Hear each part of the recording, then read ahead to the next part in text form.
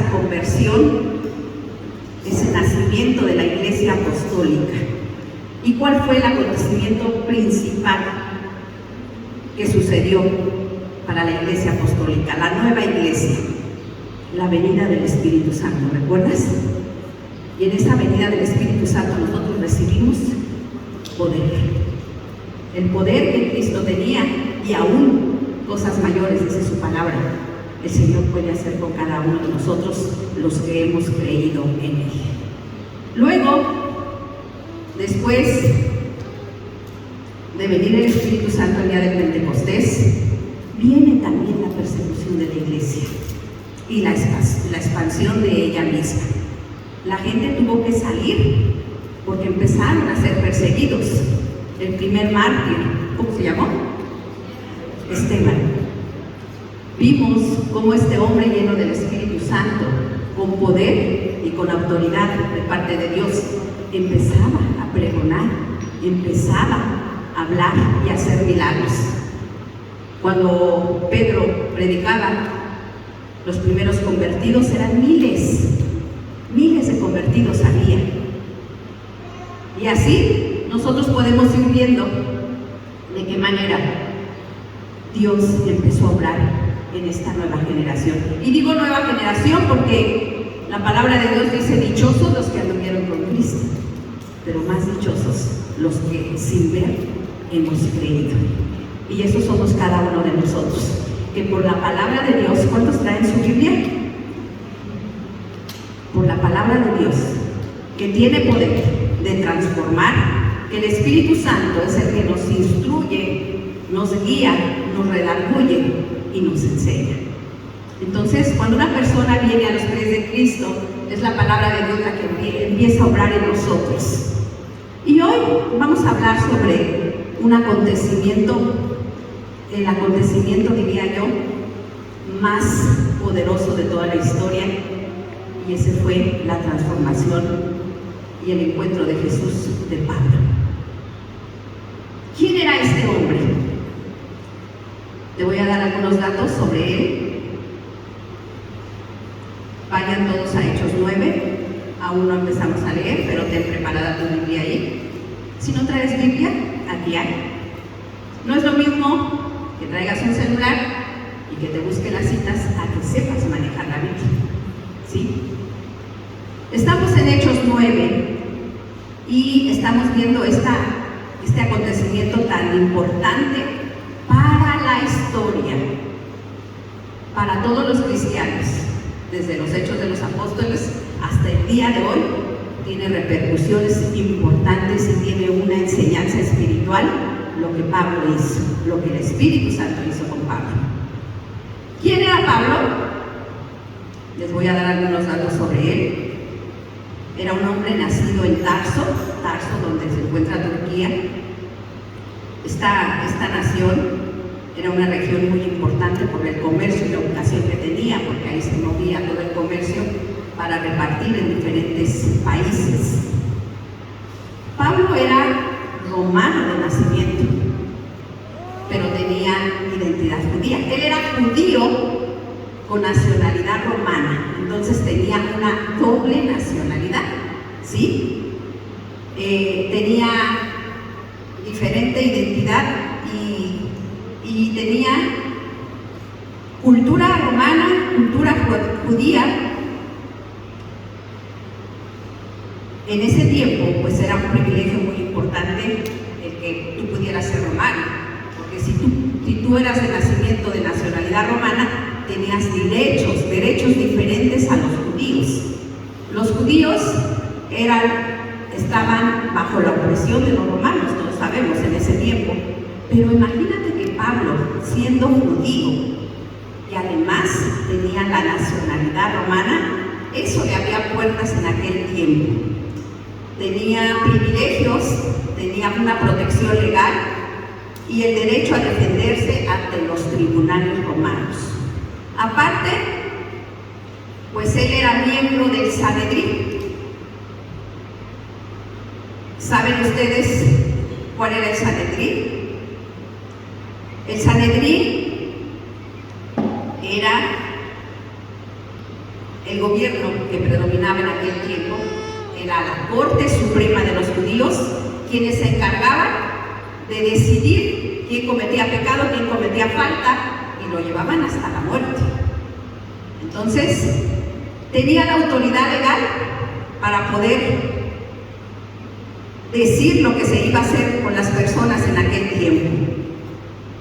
Era un líder religioso, era un ejemplo de la educación que había tenido a los pies de Gamaliel. Gamaliel era un maestro de la ley, era también miembro del Sanedrín. Era como si el día de hoy estudiara en Harvard, porque en aquel tiempo no había universidades, pero a Pablo le abrió las puertas la capacidad intelectual que tenía, y siendo miembro del Sanedrín y estando en la enseñanza, bajo la enseñanza de Gamaliel, él era parte del consejo religioso.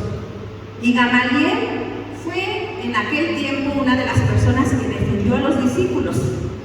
Cuando empezaron los discípulos a predicar la palabra, él dijo: si lo que están haciendo estos hombres es de Dios, va a prevalecer. Pero si no es de Dios, van a caer. Fue el único que abogó a favor de los apóstoles. Luego entonces, estamos hablando de la preparación que tenía Pablo. Era parte del Sanedrín, que era el máximo consejo religioso y judicial de aquel tiempo, con autoridad para tomar decisiones espirituales, legales y morales. ¿Por qué Pablo, teniendo toda esta preparación y siendo un hombre celoso de su fe, por qué empezó a seguir a los cristianos de tal manera que los mataba? Los mataba, era el Terminator de aquel tiempo de los cristianos. Y vamos a hablar un poquito sobre esto. Ahora sí vamos al capítulo 1. Todavía estoy sudando. Me fui allá atrás porque dije que no iba a danzar, pero no pude. El Señor me ha dado esa libertad. Dice, versículo 1 del capítulo 9: mientras tanto, Saulo, respirando aún amenazas de muerte contra los discípulos del Señor, se presentó al sumo sacerdote y le pidió cartas de extradición para las sinagogas de Damasco. Tenía la intención de encontrar y llevarse presos a Jerusalén a todos los que pertenecían al camino, fueran hombres o mujeres. ¿Qué acababa de acontecer antes de la conversión de Pablo? La muerte de Esteban, ¿recuerdas? Y Pablo estuvo presente en ese acontecimiento. La palabra de Dios no dice si él arrojó también piedras, ¿no? Pero sí dice que le arrojaron las túnicas de Esteban a sus pies. Y yo creo que él, de alguna manera, como era un hombre tan celoso de su ley, que decía: acabé, uno menos de esta secta. Para él, los cristianos estaban totalmente equivocados. Imagínate una persona que nació judío, que conocía la ley, y que de pronto llegan pescadores, gente del vulgo, dice la palabra, y decían que hablaban de Dios. Era una manera de confrontarlo, porque si él tenía todo el conocimiento, conocía la palabra de Dios, todas las escrituras, y que venía gente sin preparación a hablar de Jesús, de Jehová. Eso fue algo que a él le pegó porque, pues en estos días que hemos estado evangelizando, vemos como la gente realmente solamente vive una religión, y es algo que no lo mueves de ahí. La gente trae el corazón tan endurecido. En esta semana yo platicaba con una persona, y de acuerdo a la ley decía es que el cielo lo ganamos por obras. No necesitamos hacer otra cosa más que portarnos bien. Y le dije: la ley no la podemos cumplir, porque todos fallamos, todos hemos mentido, todos hemos robado, todos hemos blasfemado. Y ella me dice: yo nunca he robado. Le digo, ni un cacahuate, ni un lápiz, ni una moneda. No, nunca he robado. Y allí vemos cumplida la palabra cuando dice, el que dice que no ha pecado, hace a Dios mentiroso. Porque la palabra de Dios dice que todos hemos pecado, todos hemos robado. Y la señora terminó y me dijo, ¿quién es usted para venir a juzgarme? Y le dije, no vengo a hablar de mí, ni la estoy juzgando, vengo a hablarle de parte de Dios y lo que dice la palabra de Dios. Y me dice, pues yo batallo con muchas cosas, pero yo lo que enseño en la iglesia, porque soy catequista, dice. Y le dije, lo que usted necesita. Dice, hay muchas cosas con las que no estoy de acuerdo de la iglesia, pero lo que yo sé, se los doy a los niños. Digo, híjole, toda esa religiosidad y ese dolor que trae en su corazón y esa negación es lo que les enseña a esos niños. Y eso es parte de la religiosidad que vivimos el día de hoy. ¿Qué pasa con la humanidad? Tienen el entendimiento entenebrecido. Hacen cosas pensando que la religión los puede llevar a Dios. Pero la religión es un intento por llegar a Dios. Lo que Cristo hace es transformar vidas. Y así, entonces vemos que Pablo dice que respiraba amenazas y decía, estos cristianistas que se llaman, me las van a pagar. Imagínate que en aquel tiempo llegaba Pablo, como me imagino ahora los sicarios, ¿no? Que llegan a las casas y sacan a la gente y las arrastraban con el caballo. Fueran hombres, mujeres, niños. Y los llevaban también en aquel tiempo, ustedes saben que los llevaba al Coliseo Romano y ahí eran devorados por los leones. ¡Qué corazón! Era un corazón tan lleno de religiosidad que pensaba que todo lo que hacía era correcto. Respiraba, dice, amenazas. Y cuando vimos que el pueblo empezó a salir de Jerusalén para irse a otros lugares porque empezaron a ser perseguidos, fue delante del sacerdote y le dijo, dame cartas, porque voy a ir aquí a todas las regiones que están cercas y a todo el que diga que es cristiano, lo voy a sacar. Y lo voy a arrastrar y lo voy a matar. Los encarcelaba y los mataba. ¿Era tan malo? ¿Era tan malo Pablo? Era un hombre que creía tener la razón porque defendía su fe, defendía una religión, pero no había nacido. ¿Cuál era el propósito que tenía Pablo? Dios lo escogió, no porque fuera perfecto, sino porque tenía que cumplir un gran propósito en esta vida moderna. Pablo, que era perseguidor de todos los cristianos y que asolaba la iglesia, la dureza de su corazón no era falta de amor, era un exceso de propósito. ¿Cuántos de nosotros el día de hoy que has conocido a Cristo defiendes tu fe? ¿O somos de los cristianos submarinos, dice mi esposo, o de los cristianos polvorón, que si te dicen, oye, que ya vas a ir a la iglesia de los Simones, nos han dicho algunas personas, no es nuestra iglesia, es la iglesia de Jesucristo, ¿sí? Y dice, no, bueno, me he invitado, he ido a unos eventos, pero no soy de ellos, no soy parte de ellos. Esa convicción que a veces nosotros tenemos como Pablo, equivocada, para defender lo que realmente era un celo religioso que él tenía. Defendía la ley, pero no vivía el Espíritu Santo. Solo tenía una religión. ¿Y cómo tú puedes ver la diferencia entre una persona religiosa y una persona que ha nacido en el Espíritu? Una persona sin el Espíritu Santo solamente produce una rutina. Y esto es algo muy peligroso dentro del pueblo cristiano, porque a veces pensamos que por haber dejado los ídolos por haber dejado algunas cosas, tú ya eres un cristiano. Tú ya tienes al Espíritu Santo, pero va más allá de eso. Porque ¿cuántas personas, y yo lo he visto, que han nacido en el cristianismo y no tienen el Espíritu Santo? No han nacido en el Espíritu, viven solamente una religión, no tienen ídolos, no van a fiestas, no van a bailes, pero viven una religión.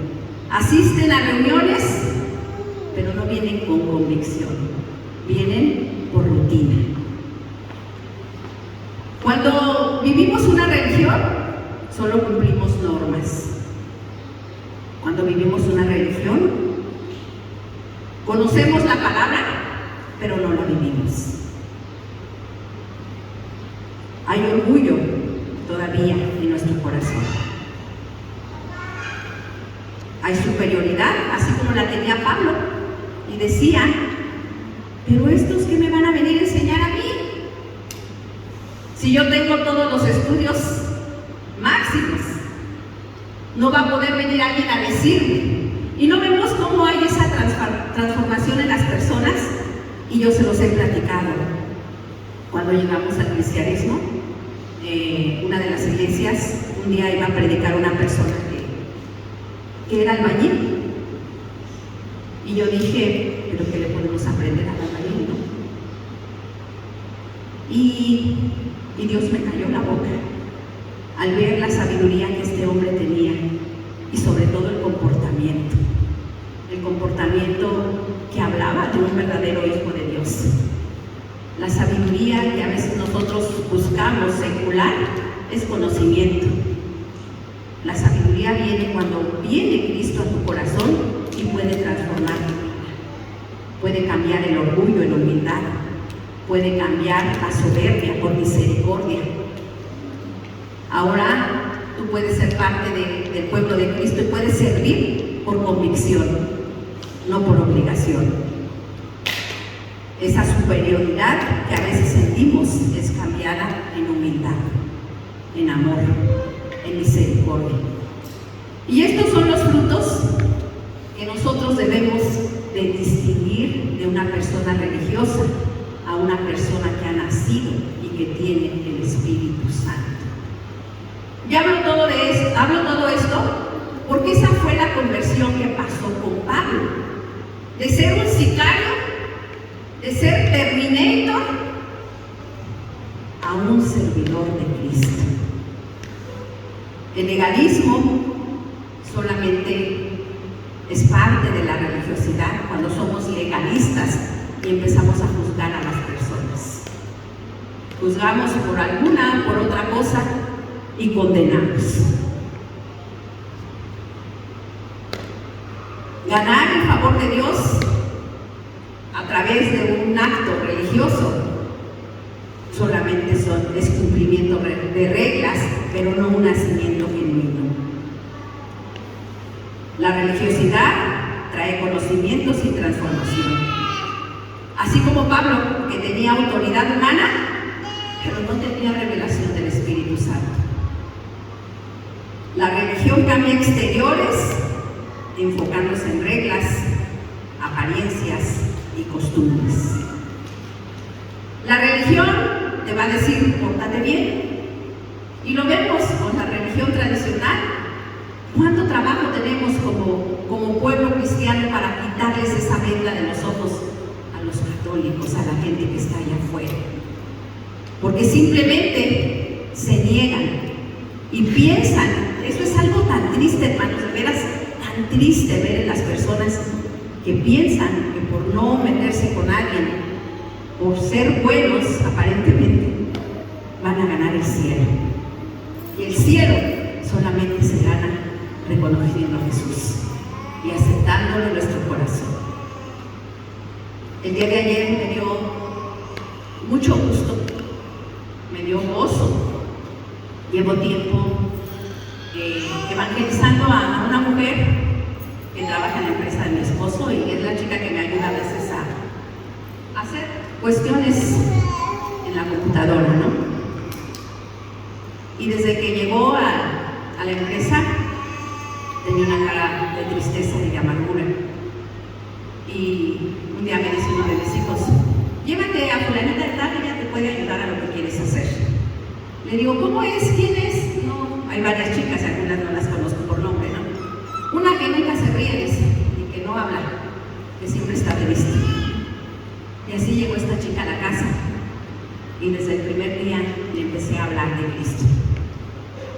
Le dije que Cristo sanaba corazones, que Cristo restauraba corazones, que Cristo tenía un propósito en su vida. Más o menos ella va una vez a la semana a mi casa por las cuestiones que tengo que hacer, y empezó a cambiar. Cambió físicamente porque le di algunos consejos para cuidarse, para comer bien. Le propuse hacer ejercicio porque tenía problemas de salud. Y ayer me dijo: señora Tere, quiero darle las gracias por todo lo que usted me ha aconsejado. Y quiero decirle que el día de hoy toda mi familia vamos a la iglesia. Me platicó de un hermano que estaba en el alcoholismo y le dije: busca una iglesia cristiana en donde vives, porque no es aquí. Ven cómo la cosecha no es para nuestra iglesia a veces, pero son para Cristo Jesús. Y recuerdo el consejo que le di para su hermano, y le dije: busca una iglesia cristiana y llévenlo ahí. Ahí le van a poder ayudar. Empezaron a mandar al hijo, dice. ¿Qué cree que mandábamos a mi hermano, pero no íbamos? Hasta que el pastor fue a la casa y nos dijo: eso no va a poder. Él está en el alcoholismo por cuestiones de su corazón, porque esto es integral. Cuando un miembro del cuerpo se duele, todo el cuerpo se duele, ¿cierto? Y si uno de nuestros hijos tiene un problema, ya sea de drogas, de depresión, todos hemos tenido que ver. Gloria a Dios, porque me dijo esta chica: ya llevamos un mes y estamos yendo a la iglesia todos. Y no sabes, señora Tere, el gozo que siento al escuchar las alabanzas. El gozo que siento, dice, de ver a mi hija que quiere danzar, que quiere alabar a Dios. Y yo le dije: eso solo lo hace Cristo. Y tú tienes un corazón sensible a su voz. Porque ¿cuántos corazones endurecidos conocemos? ¿Cuántos hemos salido a evangelizar? A mí me han dado ahorita por la puerta de la nariz. Sí, otra chica que no abría la puerta y le digo: oye, ¿te puedo compartir un folleto? No. Necesito.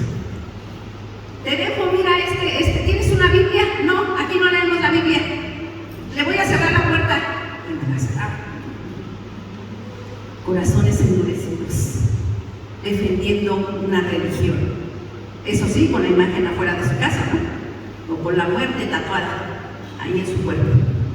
Corazones endurecidos y perdidos. Luego viene Pablo. Ahora sí, seguimos. Vamos donde nos iba persiguiendo, ¿recuerdan? Estoy en el capítulo 3, versículo, perdón. Dice: en el viaje sucedió que al acercarse a Damasco, una luz del cielo relampagueó de repente a su alrededor, y él cayó al suelo y oyó una voz que le decía: Saulo, Saulo, ¿por qué me persigues? Y él dijo: ¿quién eres, Señor? Preguntó. Yo soy Jesús, a quien tú persigues, le contestó la voz. Levántate y entra en la ciudad, que ahí se te dirá lo que tienes que hacer. Los hombres que viajaban con Saulo se detuvieron atónitos porque oían la voz, pero no veían a nadie. Saulo se levantó del suelo, pero cuando abrió los ojos no podía ver. Así que lo tomaron de la mano y lo llevaron a Damasco. Estuvo ciego 3 días sin comer ni beber nada. Y había en Damasco un discípulo llamado Ananías, a quien el Señor llamó en una visión: Ananías. Aquí estoy, Señor. Anda, ve a la casa de Judas calle llamada derecha y pregunta por un tal Saulo de Tarso. Está orando y ha visto en una visión a un hombre llamado Ananías que entra y pone las manos sobre él para que él recobre la vista. Entonces Ananías respondió: Señor, he oído hablar mucho de ese hombre y de todo el mal que ha causado a tus santos en Jerusalén. Y ahora lo tenemos aquí, autorizado por los jefes de los sacerdotes para llevarse presos a todos los que invoquen tu nombre. Ve, insistió el Señor, porque ese hombre es mi instrumento escogido. Hasta ahí. ¿Qué nos enseña esta porción de la palabra? Primero, que ya iba Pablo preparado, ¿no? Dice camino a Damasco, la primera ciudad en donde le habían dado cartas para ir a buscar a todos los cristianos y arrastrarlos, humillarlos. ¿Y qué pasó en ese momento? Dice que era de día y que una luz más brillante que el sol le habló con una voz y le dijo: Saulo, Saulo, ¿por qué me persigues? Noten la importancia de lo que estaba diciéndole el mismo Señor a Saulo. ¿A quién estaba persiguiendo?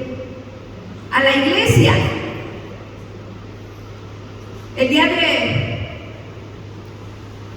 esta semana también, una señora me dijo: ay, déjele con su enseñanza, así le dejamos, ya no quiero que me diga más.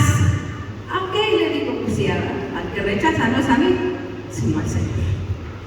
Yo ahí le dejo y yo vine a compartirle lo que el Señor nos ha llamado a hacer. No me rechaza a mí, rechaza a Cristo Jesús.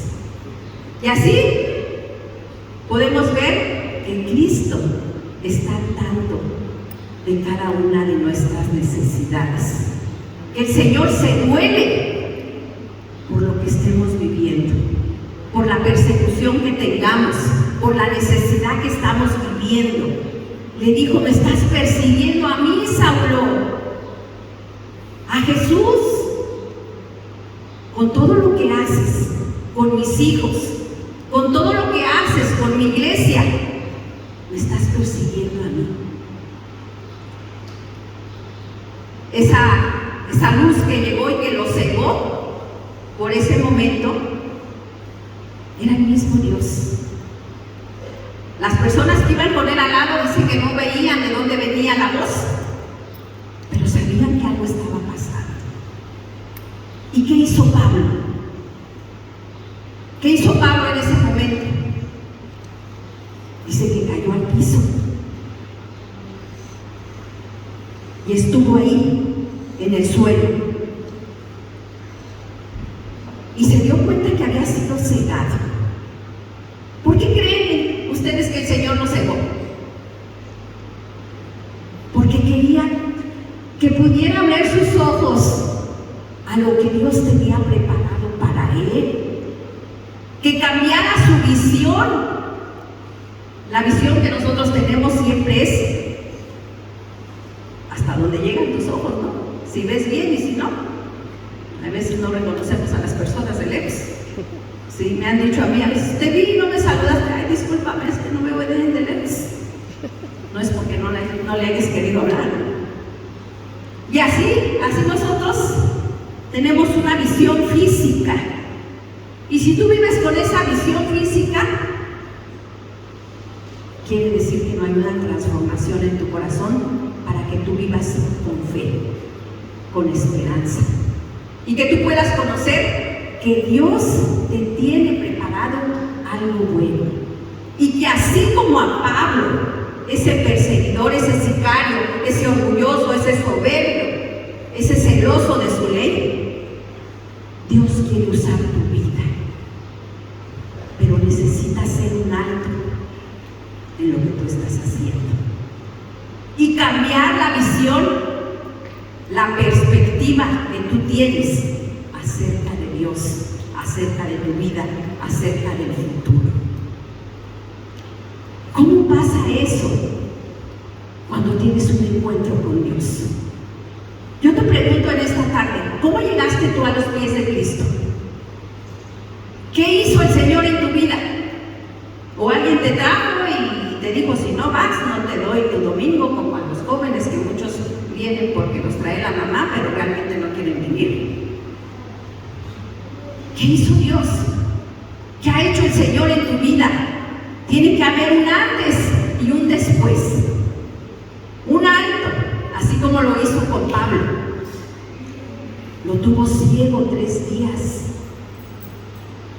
Ese tiempo en donde Pablo pudo reflexionar de lo que estaba haciendo y darse cuenta a quién estaba persiguiendo. Estaba luchando en contra del propósito al cual el Señor lo había traído. ¿Cuántos luchamos?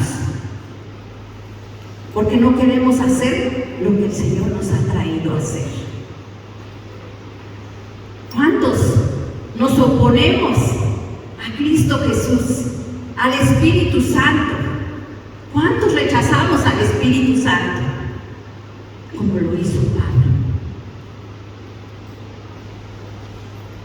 Ya cuando estaba Pablo, lo llevaron a Damasco, dice, y en ese lugar en donde lo tuvieron, el Señor le reveló a un siervo de él, un discípulo, y le dijo: oye, Ananías, quiero que vayas a la calle derecha. Así se llamaba la calle. Yo relaciono esto porque el Señor nos quiere llevar por la derecha, enderezar nuestro camino cuando vamos por el camino chueco y torcido. Necesitas un encuentro con el Señor para irte por la calle derecha, ¿no? Le dije a mi esposo: ¿me das permiso de hablar de tu testimonio? Pero no voy a hablar, ya que hablé. Pero mi esposo es un Saulo. Sí. Toda la capacidad que él tiene la ha usado hoy para servir al Señor. Dios lo transformó de ser una persona parecida a Pablo. Ya él les contará su testimonio. Pero hoy reconoce de dónde viene todo lo que tiene, quién se lo da, y ama. Les puedo decir eso: ama profundamente a Dios, que le ha dado de lo que tiene, de sus fuerzas, de sus capacidades, de su dinero, porque sabe a quién servimos. Luego entonces le dicen a Ananías: tienes que ir a orar por ese Saulo. Y Ananías dice: no manches, perdón, así hablan los padres, ¿no? Pero si no ves que es el que mata a los cristianos, los arrastra, los apedrea, y tú me estás diciendo que vaya a orar por él. ¿No te habrás equivocado, Señor? Como cuando nos envían a predicarle a una persona y tú dices: no, esta no se ve que quiera nada del Señor, voy a ir a perder mi tiempo con esa persona. Pero los corazones, amados hermanos, los corazones endurecidos, ¿sabes por qué se han endurecido tanto? Porque están dañados y forman una barrera para que nadie más los lastime. Por esa razón, tú dices: no, yo ni me acerco, si con la carita que tiene, luego es de pocos amigos. ¿Y cuántas veces nos hemos acercado a personas que pareciera que nunca van a querer del Señor?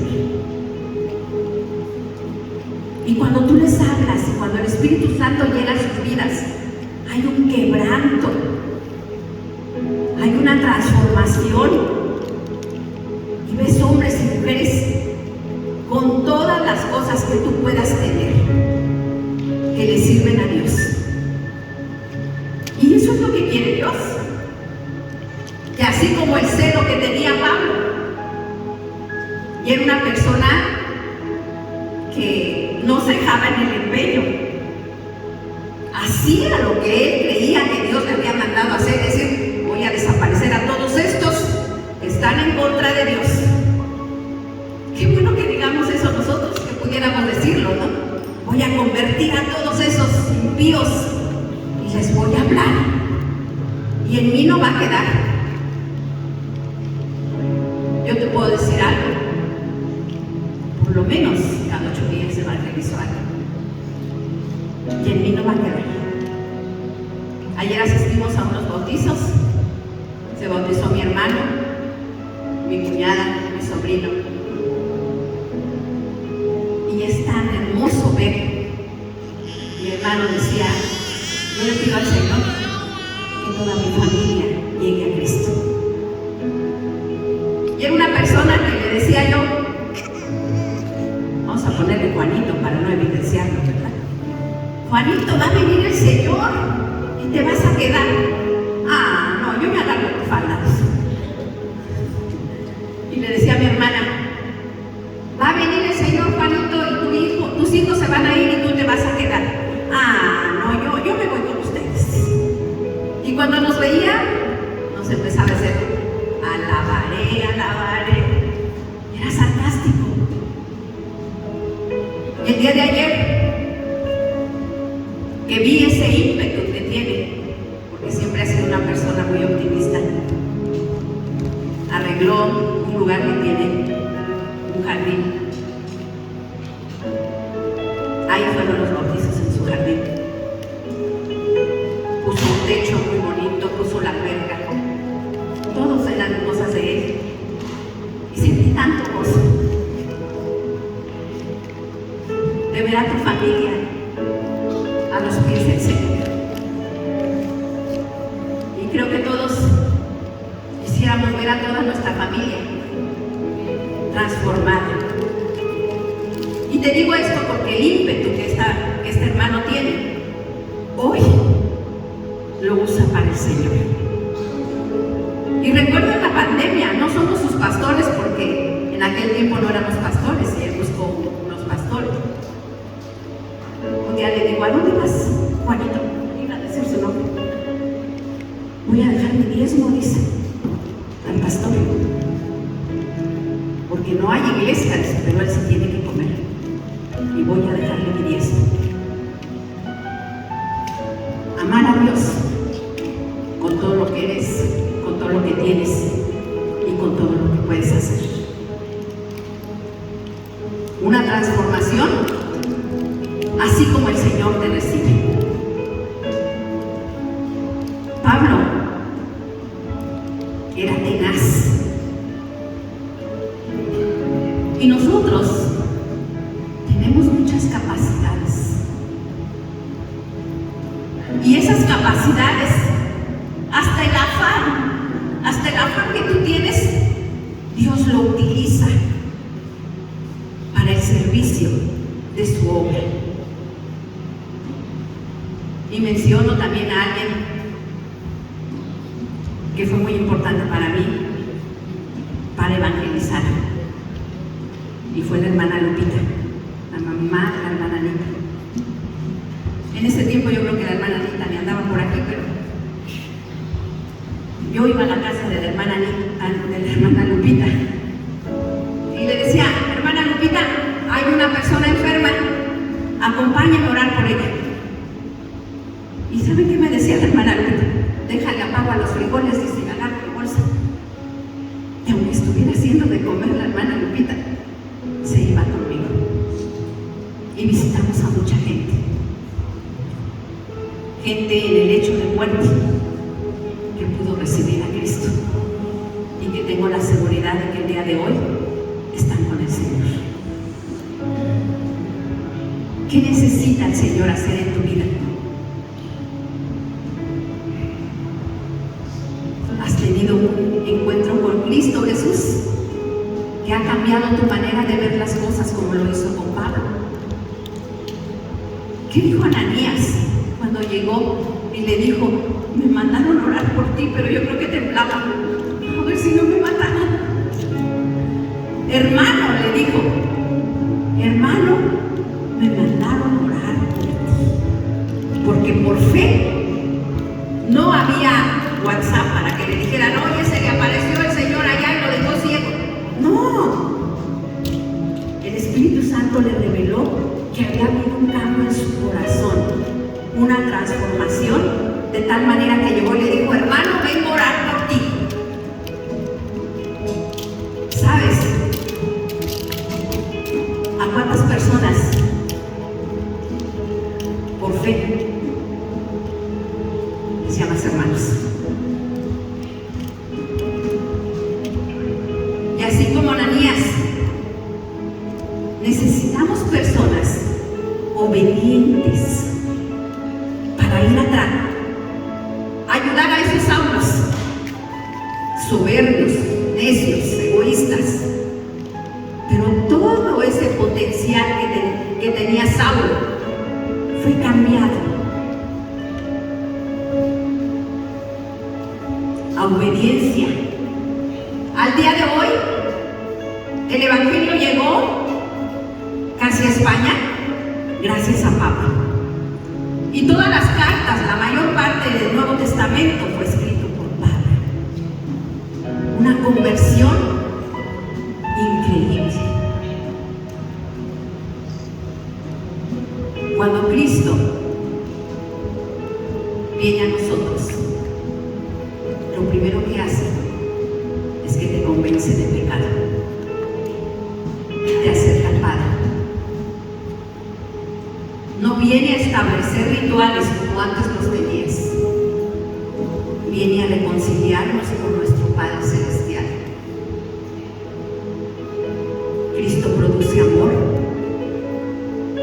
La religión te va a señalar siempre. Cristo perdona y restaura. La religión te enjuicia. Cristo te ofrece gracia. Amén. ¿Qué nos enseña la conversión de Pablo? Que nadie, por más duro que sea, está lejos del alcance de Dios. Que nuestro pasado, por más oscuro que sea, escucha esto, por más oscuro que sea, es un testimonio poderoso. Un testimonio poderoso para alcanzar personas. Lo que tú hayas vivido, si no lo utilizas como testimonio, no vas a poder ayudar el día.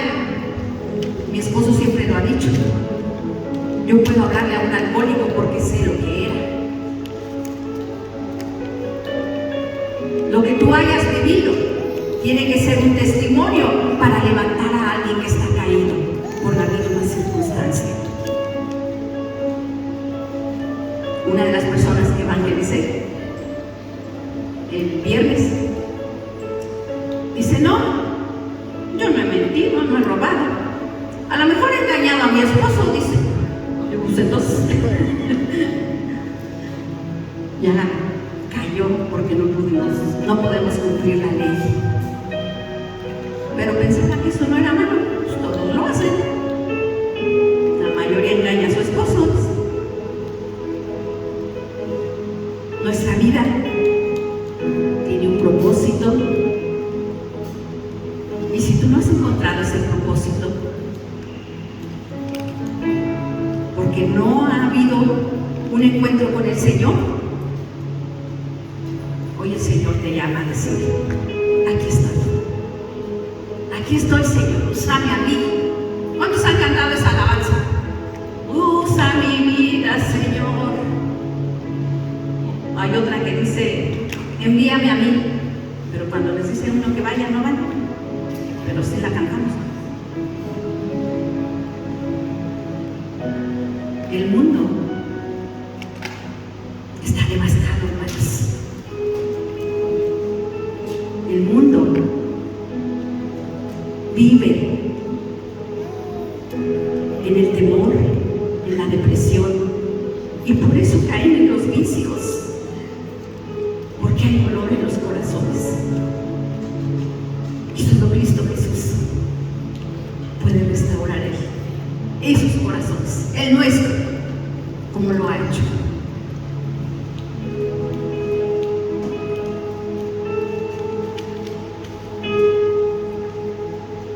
Por último, Dios nos detiene cuando vamos en caminos incorrectos. La ceguera de Pablo simboliza que él estaba luchando en contra de la voluntad de Dios. Y esa luz resplandeciente nos confronta con nuestras cegueras espirituales para que el Espíritu Santo te revele la verdad.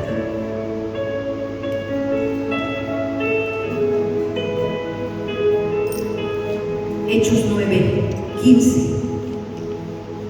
Quédate con esta porción.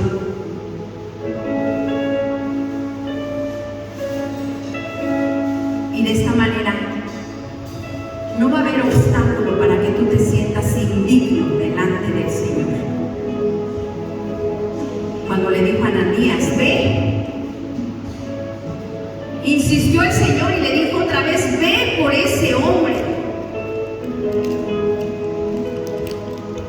Ese hombre es mi instrumento escogido, como cada uno de nosotros, con tus defectos, con tus cualidades, con tus inseguridades, con tus temores, con tus habilidades. Eres un instrumento para el Señor. Eres un instrumento escogido para expandir el reino de los cielos. Y quizás digas, es que me falta, es que todavía no sé bien.